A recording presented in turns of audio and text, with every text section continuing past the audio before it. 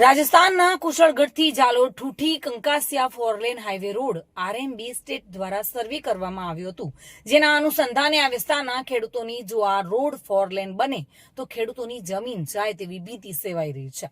ત્યારે આજે તમામ ખેડૂતો જાલોદ પ્રાંત કચેરી ખાતે પહોંચી અને આવેદનપત્ર આપ્યું હતું।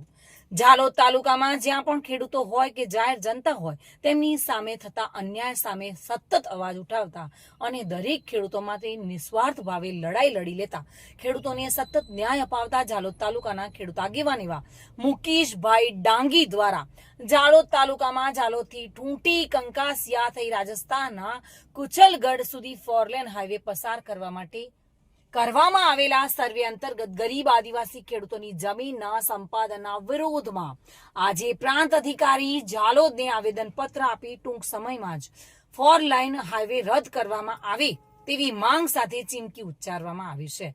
જો વિકાસના નામે ખેડૂતોની જમીન છીનવાઈ જાય તો વિનાશ કરવામાં આવશે। સરકાર સામે જ્યારે જાગૃત થઈ આદિવાસી ખેડૂતો બાયો ચડાવશે ત્યારે જોવા જેવી થશે। માટે તાત્કાલિક આ હાઈવે રદ કરવામાં આવે તેવી ચીમકી ઉચ્ચારવામાં આવી છે। જાલોદ તાલુકામાં સૌપ્રથમ માસણનાળા જળાશય યોજના અંતર્ગત અમારા ગરીબ આદિવાસી ખેડૂત ખાતેદારોની જમીન છીનવી લેવામાં આવી। આજે 50 વર્ષ પૂર્ણ થવા આવ્યા, પરંતુ આજ દિન સુધી ખેડૂતોને ના વળતર કે ના જમીન આપવામાં આવી। એ બાદ કાલી ટુ જળાશય યોજના અંતર્ગત 9 ગામોની જમીન છીનવી લેવામાં આવી। આજ દિન સુધી અમને વળતર આપવામાં આવ્યું નથી। તે બાદ દિલ્હીથી બોમ્બે કોરિડોર હાઈવે પસાર કરવા માટે જાલોદ તાલુકાના 14 ગામોની જમીન છીનવી લેવામાં આવી। એક બાંધકામ ચાલુ થતા જે અમારા ખેડૂતો હતા એમની મૂળભૂત સુવિધા છીનવાઈ ગઈ। આજ સુધી કોરિડોરનું વળતર અને મૂળભૂત સુવિધાના કોઈ ઠેકાણા નથી। ત્યાં પડતામાં પાટું હોય તે રીતે 9 ગામોની અંદર ડોમેસ્ટિક એરપોર્ટ બનાવવા માટે જમીન સર્વે કરવામાં આવી।